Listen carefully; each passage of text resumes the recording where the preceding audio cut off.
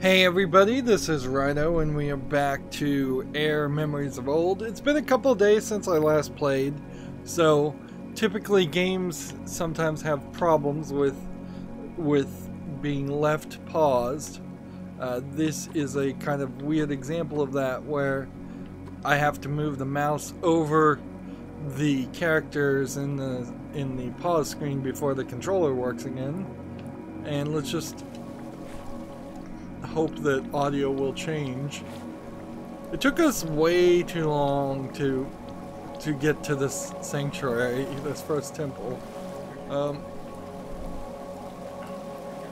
and I'm really hoping that we get something different, some different ability in this temple. We will be safe here, they say.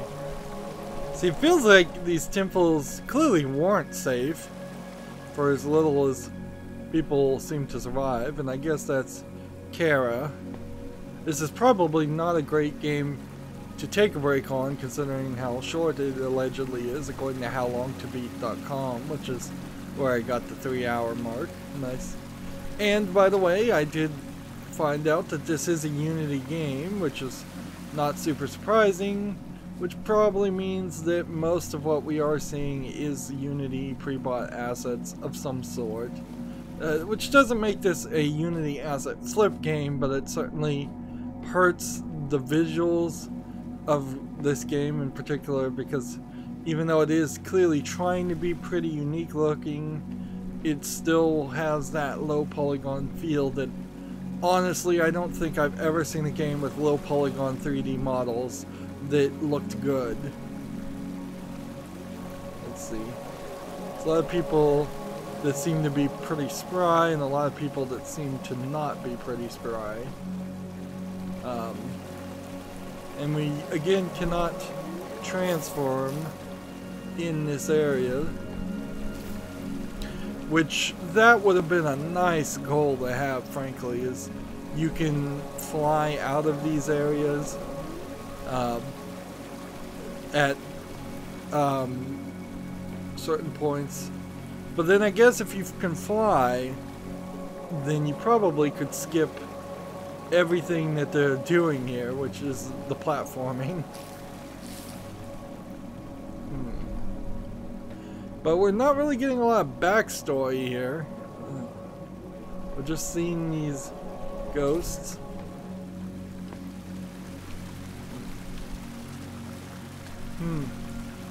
Just ever so slightly hearing splashing when I step there. We're seeing these benches, which it feels like you could maybe, if they're really sticking to a non-violent idea, maybe you could stick to a... Here's a squirrel that's actually alive. But I can't really do anything with it. Wow, just look how dark this world gets without that lantern. Yeah, you could have like sitting down and contemplating on a bench. That would have been like an Eco reference, or Shadow of the Colossus. I think it's Eco is the one where you can sit on benches. The Twilight Garden opened her eyes at the light of sun and moon shining together. She sat down, calmly took both of her sky hands, bringing balance of light and shadows. With her right hand, she released the sun to let people back from the dream. With her left, flings the moon into the night sky so people may dream at all. She is the heartbeat of the season and at the center of the world, the breath of life and end.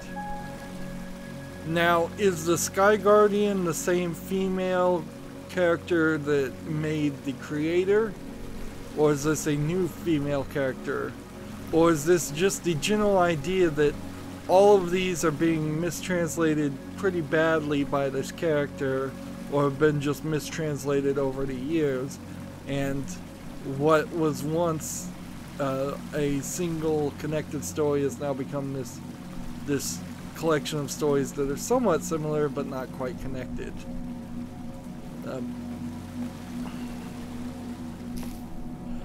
I would say it usually goes in the opposite direction. You have myths that will get merged together. The ancient Roman and Greek gods got merged together in their myths quite a lot. And yeah, I don't know if there really is a reason for that. This is just here for architectural sake, I suppose.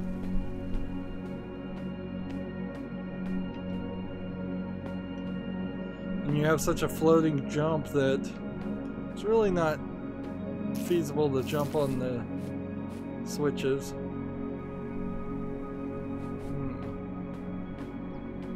Interesting. Two different gates. And that looks visually different. Yeah, this robe. Doesn't look like the key. Doesn't look like anything else we've been seeing. That looks like that's the key.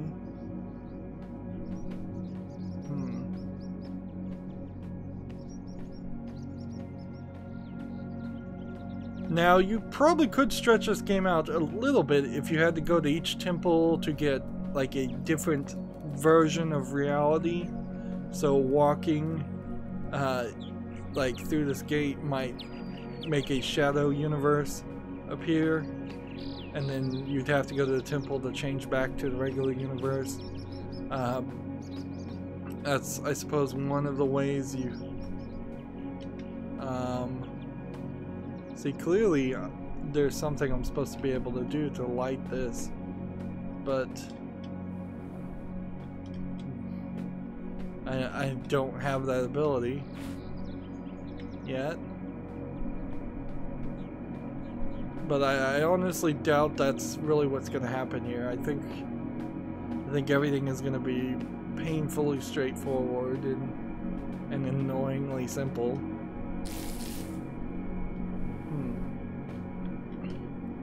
In all honesty, though, if I was a video game company, like brand new, we hadn't done anything, we had no idea for a game, I don't know why you'd specifically, why it would be wise to start a video game company with no ideas, but let's just say that happened. And if Forgotten Key came to me and said, hey, we've got this product, we've got these animations, my father will find us, we can't keep meeting here. So apparently they're having a romantic rendezvous.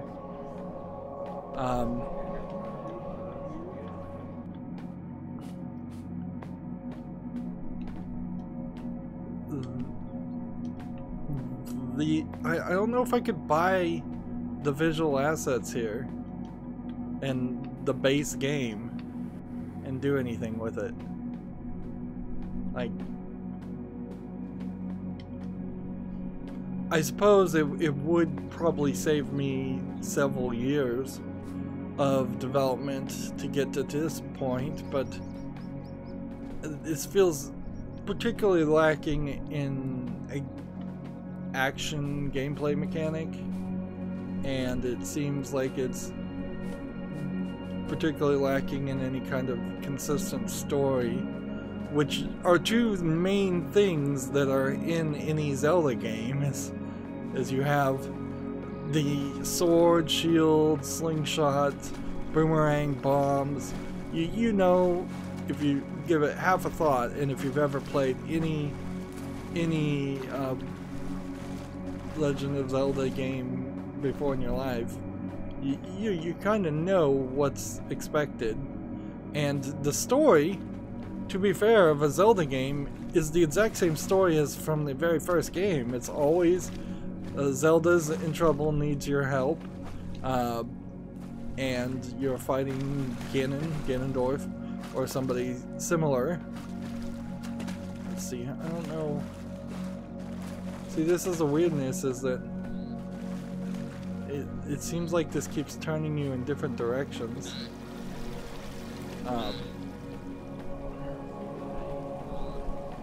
So people were here for a while, long enough to at least pitch tents up. And there is another thing over there.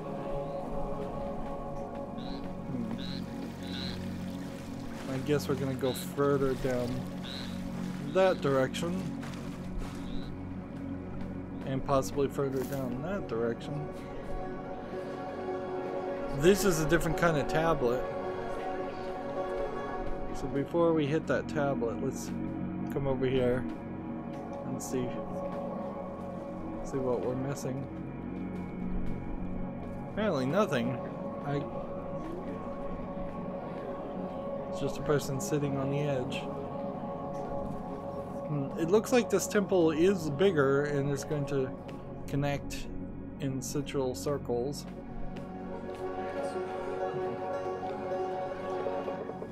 Man has paws that cannot run, but chases longingly the sun. Man has wings that cannot fly, but he always seeks the sky. Now, I guess this is a reference to a normal human being, and not whatever the character we are is, because not only I can fly, I guess I can't turn into a creature that can run. Man has eyes that cannot see, but watch eternity. And this is just rhyming at this point. Man is lost, unknowing, in danger. To his own mind, always a stranger.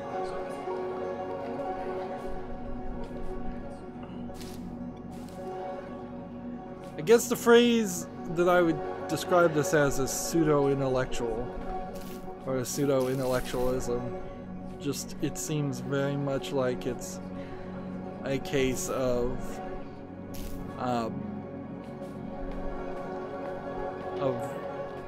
trying to pretend like it's smart when it really isn't, or trying to pretend like it has something interesting to say.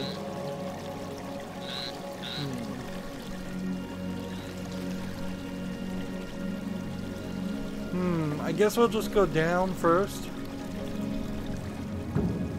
And it seems like the lantern may be permanent. No, these just elevate when you get near them. Interesting. So we've got a little bit of platforming, actual gameplay, which is nice. So I feel like we might very well be taking the back way in. This is a statue of Karen, I imagine, but it's covered in fungus, which I'm not sure if the fungus is here is just a lighting element so that it doesn't look incredibly dark, or if it's here specifically to thematically indicate that nature is taking over in one way or another. Maybe it's a good thing, maybe it's a bad thing.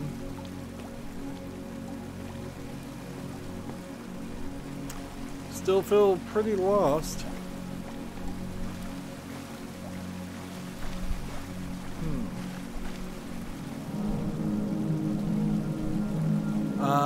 I have no idea what this is gonna do. If it's like before, this should just open a door, but I don't know if opening the door is the right move. See, this would be very annoying if it turned out that put us in a central circular location. Or, no, it would have been really annoying if that was the end of everything. Okay. So, I'm pretty sure I was over there already. Seems like we're opening doors. We were over here.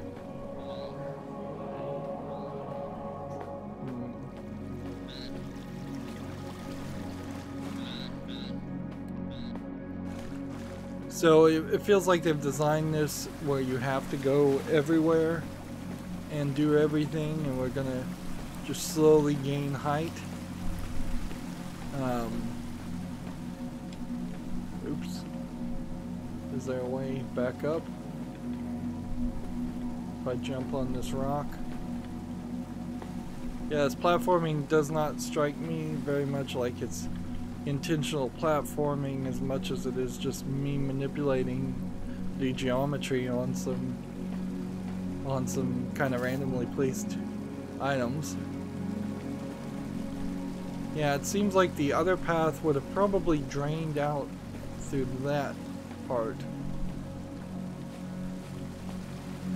So I'm not sure if it really needs that or what. See, it feels like though everywhere we've been we're seeing those little yellow sparkles. So without the yellow sparkles, it feels like we're gonna have to run around and interact with those a second time. And these pieces seem to just float magically for no concern of weight.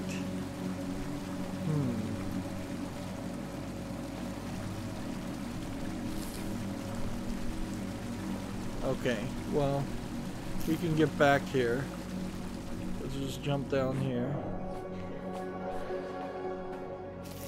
Seems like there might be something back that way.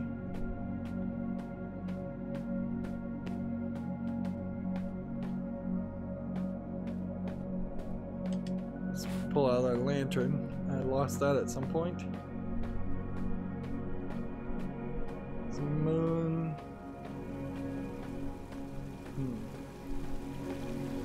The sound effects are pretty repetitive here.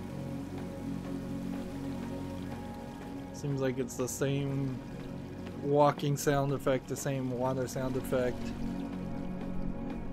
I'm no expert at audio design, but I can pretty obviously tell that a lot more ambient noise needs to happen and a lot less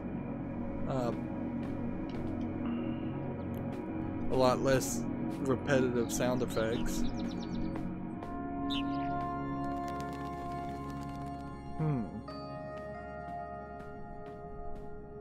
So this is like a tomb. Let's read this. I am Kara of the Thunder Islands. I had a strange dream and I will record here so others may perhaps understand the meaning as I did. I'd come to study the holy carvings in the lighthouse in the land of gods, trying to understand our heritage. As I reached out to touch some of the ruins, it suddenly felt as if a warm hand passed over my eyes, and I fell asleep on the sacred stone. In my dream, it seemed to me the stone beneath me glowed from within, forming a staircase up to the starry sky. Far away on the steps, a golden light grew and drew closer. Stars flew from the sky and became someone who had shaped the shape of music with gentle and sad. Again, English not the default language. And that is a problem. I mean, honestly, I might as well just turn the language to German because what's being said here doesn't seem like it matters in English. The god spoke to me not in words but in memories and feelings. He warned me of a terrible greed from beyond, a void in the hearts of men. As you showed it to me, I felt a stir come between us, darkening the golden steps like a storm cloud, cold as eternity. Terrified, I cried out at the pull of this dark void, and I woke. I could not speak for 3 days, but I set out for the ancient temples immediately. If what I have seen is true, the gods are alive, and they need our help, as we need theirs. I suppose it would be kind of funny if it turns out I was a god, or this species of whoever I am is a god. But there's kind of nothing else you can do here. And I'm not sure if I can actually make that jump. So I'll try it one more time. It's kind of hard to get a real feel of it. Over there on the side is the sun and the moon symbol. No. But notice how you fail that jump and then it immediately changes the background music. There's a game that came out somewhat recently called Wander Song, where it's a character that interacts with the world via singing via a selection wheel. So there's several different colors. Each color symbolizes a song. You're playing as a wandering minstrel. It has some really funny dialogue and story as far as I can tell. I would argue Wander Song probably takes the concept of music that's being played around with here and in this game and does a lot better job with it. Whereas this is almost like a composer who has no understanding whatsoever of what a video game is, and just was given the task of placing music in this interactive world, and kind of thought that that could just be his open, a free way to express himself. Yeah, and I think you could get that feeling pretty easily if you were just following, for example, a walkthrough, just telling you exactly where to go. You never missed a drop. If you will, you never missed a jump. You never fell down. You never decided to explore anywhere. You might have a pretty good musical experience here. But most video game players, including myself, are definitely not going to have that experience. We are going to wander and wonder, particularly in this game where we really haven't been given enough of a explanation as far as what's going on or how much actual gameplay is going to be in this. And honestly, the floatiness of these controls makes it pretty easy to miss jumps. The camera is also a little wonky. I wouldn't say it's terrible. These are kind of default Unity things.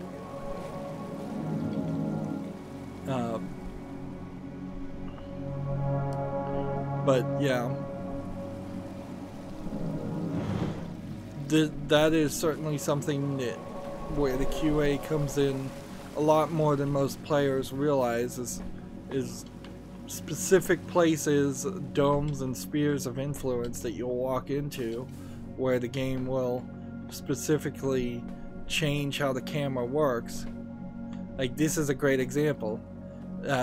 You would want to have some kind of algorithm or just hard code the camera to zoom out when you're in a crevice, and you would not want the camera to do something like this or glitch something like that.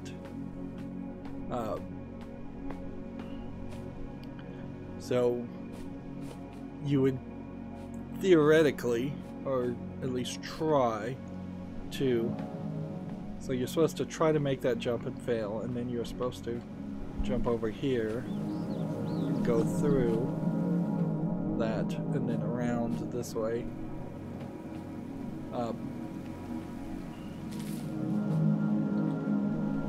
Yeah, you would want to make a circle that says the camera cannot fly there. It needs to just stop.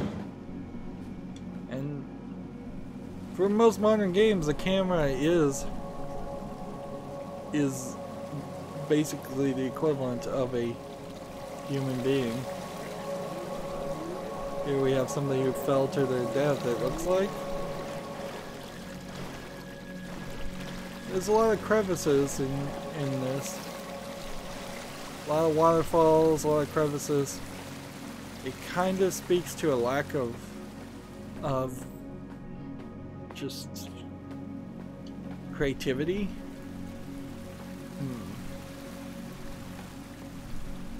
It speaks to a very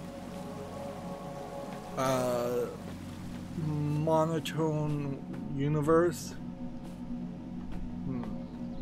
Usually in modern settings, though, you don't recognize that. if a game is set in like modern day New York, you can have the same taxi car drive around a million times, or the same 20 billboards on buildings, or the same 50 buildings, and nobody is going to recognize it. But the way I see these trees and the water and the ground, particularly since it's low polygon, it really feels like everything is just getting repeated over and over again. I would prefer that they had used like a speed tree plugin, or one of the other speed tree spin-offs plugins, to just put random unique trees around.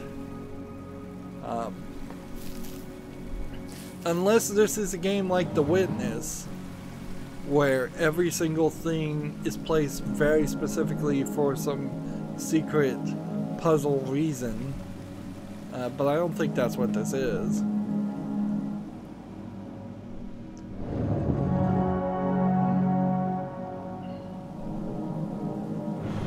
Again, I'm uncertain if walking through any of these doors is going to move us to an area that there's no coming back from, considering how the first temple we were in had that cave-in. But we keep seeing all these yellow little pieces of light.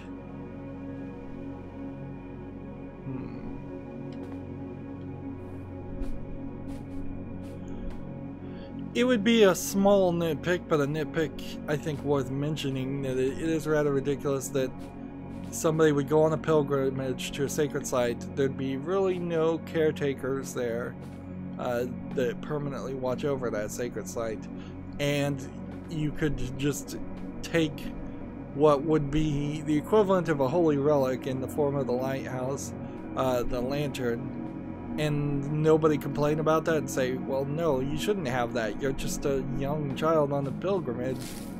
Like, give that to me right now, let me go take that to a museum and before you break it. And of course you could add a bit of writing to fix that pretty easily. Is that a human character? Yeah. You can fix it pretty easily just by having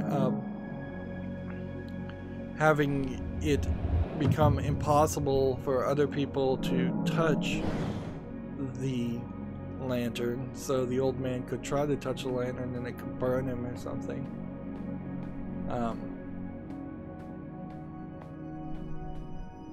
No, it's not a human character, it's just a pot.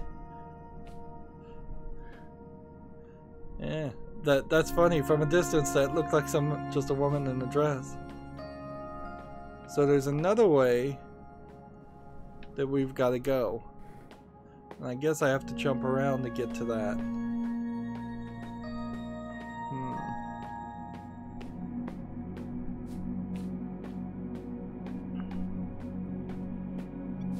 Here's... These red rocks, I guess, are not evil, but they kind of look like the black rocks.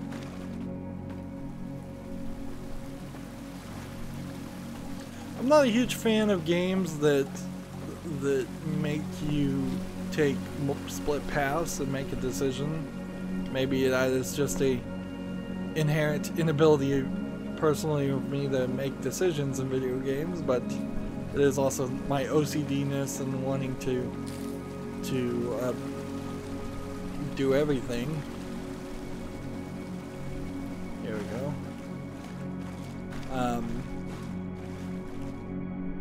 But this is like a sewer. I like the variety there. There has to be some rats or something living in here. I'm so sick of mushrooms. So they're trying to spearfish rats. And here's another squirrel.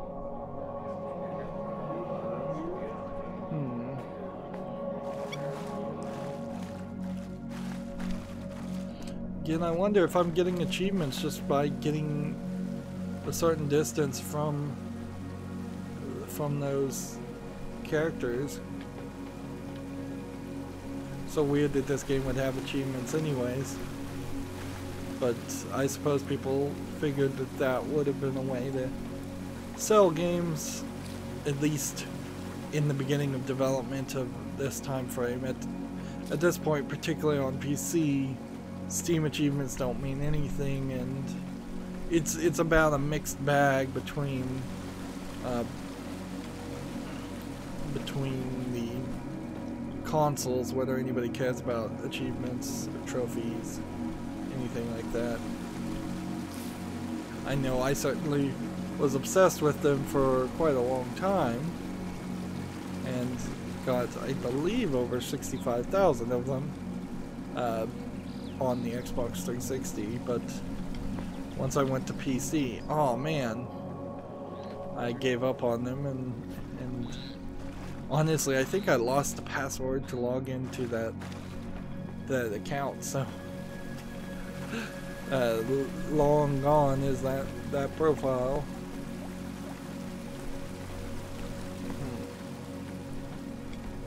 I know I once told somebody I had 65,000 achievements back in the heyday, and they said, "Boy, that tells me how much you play video games." And I'm like, "Yep.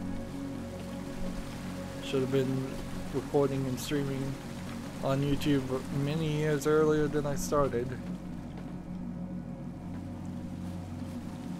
This kind of sucks. If you want to take the risk of jumping and then falling and then having to start again, you get into kind of a bad position there, where you have to do a lot of work and still can't jump and transform. And it's been another 30 minutes, and this is as good of a place as any to finish this recording. I imagine we might have a second piece of the temple that might even go to like a boss fight.